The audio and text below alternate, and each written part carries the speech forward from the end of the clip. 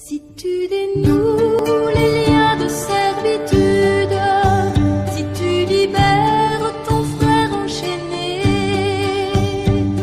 la nuit de ton chemin sera lumière de midi.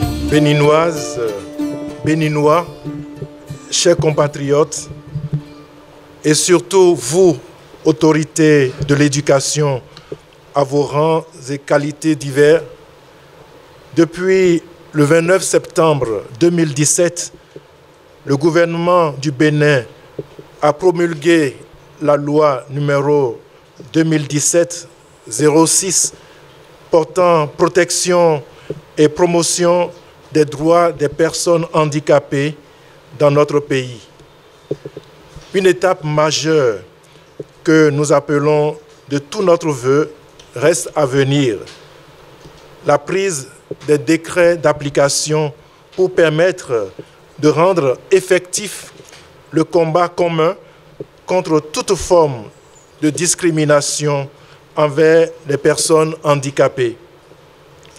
C'est en prenant déjà notre part active dans ce processus que l'archidiocèse de Cotonou, dans son plan stratégique d'action pastorale Horizon 2022, a prévu 3 projets pour l'inclusion des personnes handicapées. Projet 113E, paroisse inclusive pour la jouissance du droit à la religion. Projet 121C, inclusion scolaire pour favoriser l'accès à l'éducation des enfants handicapés en transformant les écoles existantes en écoles inclusives et en créant de nouvelles écoles inclusives. Projet 122C, inclusion sanitaire pour la prise en charge effective et efficace des personnes handicapées. Ces projets se greffent sur des expériences déjà capitalisées sur le territoire de notre diocèse depuis plusieurs années. Je veux nommer le service des Sœurs pour la promotion humaine, des Oblates catéchistes Petites Servantes des pauvres, l'ONG Colombe Hibiscus, les centres de promotion sociale des aveugles de Segbeya, de Cotonou, le centre Vidjeni des Sœurs de Saint-Augustin à Descamins, l'ONG La Chrysalde. Voilà autant d'initiatives qui tentent de garantir à l'enfant handicapé béninois de jouir d'une vie ordinaire et d'aller à l'école de son village, de son quartier, avec ses camarades non handicapés. Il reste néanmoins le défi de créer un environnement scolaire réellement inclusif par la prise en compte des normes d'accessibilité universelle dans la construction des infrastructures scolaires, la sensibilisation des acteurs de l'environnement scolaire tels que les enseignants, les associations de parents d'élèves et autres prestataires sur le handicap et l'inclusion des apprenants handicapés. La mise à disposition de matériel pédagogique adapté aux enseignants, la formation initiale et continue des enseignants sur les pratiques pédagogiques inclusives. Pour ce dernier point, le Bénin dispose depuis juillet 2020 d'un manuel de formation aux pratiques éducatives et pédagogiques en inclusion scolaire.